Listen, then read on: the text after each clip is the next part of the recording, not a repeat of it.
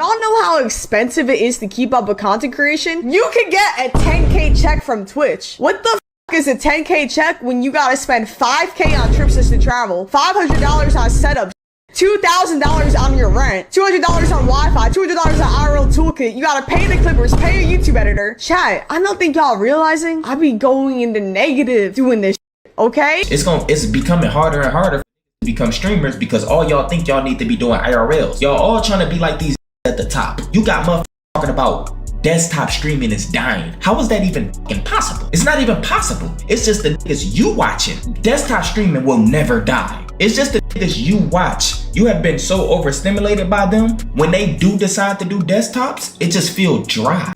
Yes, we said it here before. I guess I gotta say it again. And I know y'all gonna call me a hater, but yes, streaming is dying. The streaming bubble has burst.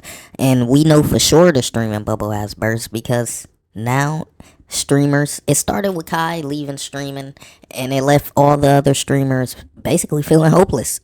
It left them feeling hopeless. They didn't know what to do. He gave them all these bright ideas and now they don't got nobody to compare themselves to. So it's like now they're hopeless, useless.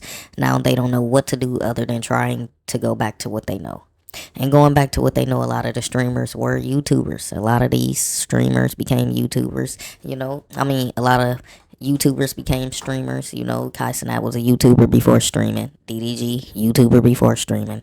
Agent, YouTuber before streaming. A lot of people were YouTubers before streaming. It was just an anomaly, a few where it was like the Bruce Drop-em-offs, the Your Rages, where they was streaming and doing YouTube at the same time. But I think Your Rage don't even fall into that category. I think maybe Bruce is the anomaly of that. But since I mentioned DDG, we started getting motherfucking burst of DDG talking about he's coming back to YouTube. What's good, y'all? What it is? Boom, banging it here. What's up, y'all? Welcome back to the stream. I want to let you guys know what's mapped out for the rest of 2026. Now, I know I've been seeing all the complaints. I've been seeing all of the, the concerns about the content and how I'll be posting, how I've been streaming only 40 hours on Twitch and 80 hours on Kick and this and that and boom, boom, bada, boom, bada, bang. And I always told y'all, January, February, bro, they're my chill months. I gotta chill. Like, even last year, March was my opening month. I mean, February I started doing I think I started with the cabin trip in February last year, and then after that, that's when I started streaming every single day. But March is when I really got into the content, really started locking in and doing what I need to do as a creator and balancing everything. Y'all know I do a lot of things. I do music, I do Twitch. Now I'm back posting on YouTube. I posted a YouTube video today. I only got 5,000 views in an hour. Guess what? Do I give a f? No. You know why I don't give a f? Because I know what it's gonna be. I know what I can do. Y'all gotta understand, when it comes to being that, I'm the best at it. I don't ever get nervous. I don't ever think falling off is ever a thing. And I notice a lot of people like to throw those two words that never should be associated with my name around when I start chilling, which is reasonable because I'm so consistent. So people see me they're like, damn, this went from posting every day to only posting this much or only streaming this long. This fell off. No, I just went on vacation. That's all. Now, I want to go ahead and get straight into the announcement. It's not really an announcement. It's just to let you guys know time to come. Times have changed. Now, like I said, everybody is basically, they was comparing themselves to Kai. They was competing with Kai. So once Kai took himself out the marathon, once Kai took himself out the race, now these niggas is like some chickens with their head cut off. They don't really know what they supposed to do. They really don't know what they supposed to be competing with. They know that they will never reach the 1 million subs like Kai did. So it's like, now you force them to just stay in a bubble or their box. And apparently DDG didn't want to stay in his box. This nigga, like you heard him say, he dropped a vlog. And he didn't care if it got 5,000 views, which you shouldn't care if it got 5,000 views. As long as you know what you're trying to do, it's going to get to where it need to be. But, I took the time to give y'all the important parts of the vlog, so y'all don't have to.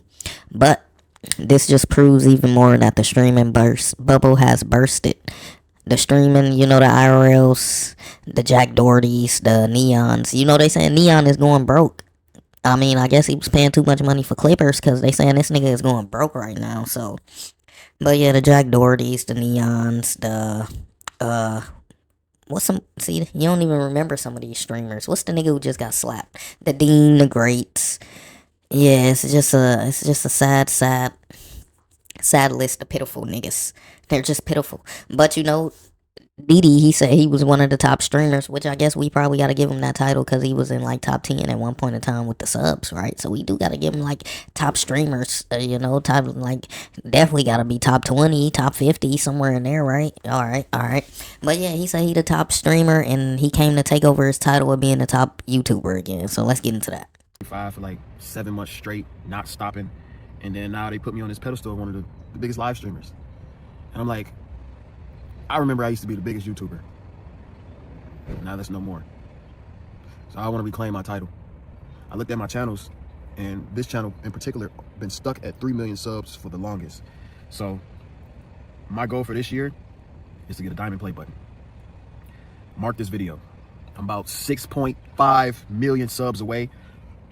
I have no idea how I'm going to get there that quick, but that's the goal. I want to get 10 million subs on this channel in particular by the end of the year. If y'all think that's possible, comment below. I remember back in the day, I used to say get 100,000 likes, we used to get it. I remember back in the day, I used to say comment below something, we used to get 10,000 comments. And I miss those days. And it's not just about the numbers. See, when the competition is non-existent or it seems too easy, you begin to get bored. And that's what we're seeing is happening with the streaming community. You know, everybody is realizing that we're either in the competition or we're out the competition. And the only way for you to be in the competition is if you're pulling the numbers of being in front of the people. And most streamers are not in front of the people. So the same people that's in competition are fighting for the same numbers.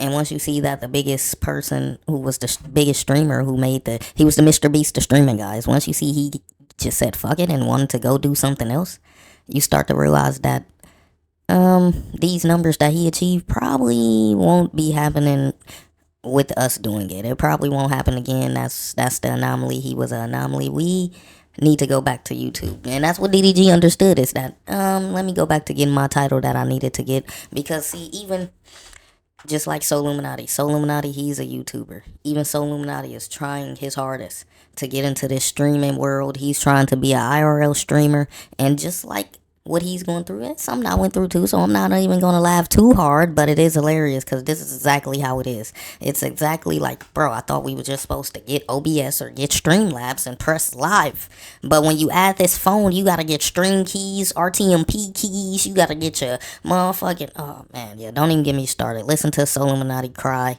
And I don't know what to do. And when I'm watching these videos, they talking about put in the RTPM and then merge this over to this and then put the configurator in this and then go ahead and put the dashboard and then go to help and then do these. Like, what the fuck are y'all talking about? Bro, I'm just trying to press the button and go fucking live, man. Like, this shit is so weird. I thought all I had to do was get Streamlabs and I'm good. Soon as I lose connection, the stream crash. So I need to figure out how can I merge this phone over to the OBS and have it to where it's cool. I'm just stuck, y'all. It's like I'm being 100% honest with y'all right now. That's what I'm stuck on. That's what's delaying everything. If I do an IRL right now, as soon as I lose connection, which you automatically gonna lose connection, because I'm in Arizona, I don't have signal outside my house until I drive probably a 40-50 seconds down this little road because it's these mountains covering this whole area. So I ain't got no signal out there. Now, although we happy that the streaming burst happened, we also got to take in account that the streaming did show us a lot of people true colors. It also showed us how, hard it was to maintain certain things in streaming, rather it was keeping a good cameraman, rather it was having a good boss, rather it was a streamer egoing you and talking to you any type of way just because they pay you, so it was all types of, crazy vibes going on. But seeing streamers showed you the real, the behind the scenes, the struggles, what happened. So we probably will miss that type of aspect of it, but it also showed you the fake of the real, because most times these was fake clips and fake content that was behind the scenes. We just seen the authentic, not even authentic person.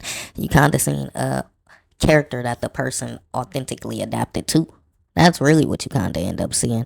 And that will probably be a video for another day because, Max is really a case study that we have to look at as you see him making a hidden channel after Kai. A lot of people did a lot of things after Kai, but actually he just started being consistent on his hidden channel after Kai. I'm pretty sure he's already had it. But like I said, that would be a video for another day. But kudos to the streamers. Kudos to the streaming burst. Walk. You go like this. You push people out the way. You're the cameraman. You walk behind like this. Why are you doing that? Hold the camera. I'm just trying not to hit you, bro. How much y'all think? I'm paying this nigga damn near $200. You better get right. He held the stream for 30 minutes. What the fuck is...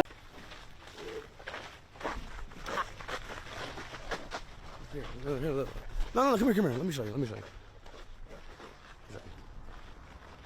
Huh? And you walk. I'm walking? Okay. Walk for it. Just walk for it. All right. Not everything's city all the time. Yeah.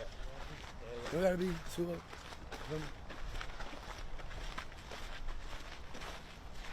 Huh?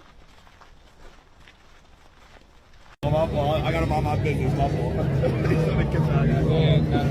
Yeah. Well, you put it on them. Don't put it on them. Oh.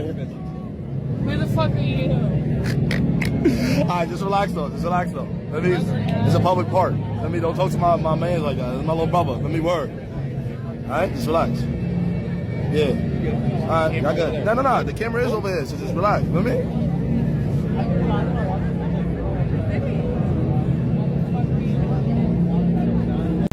I did lose my girl. I will say this, I'm gonna keep it a buck. Bro, my girl gang, that was my best friend. And that's a whole other topic for another day. But bro, like, that girl was my rock, gang. And it's like, could it have worked out? Maybe. But it's just like, bro, doing all the things I'm trying to do, just make, man, love impossible, bro. No cap, never sell out. And I will never sell out. Right now, I'm on a path of getting my love back and feelings. I don't feel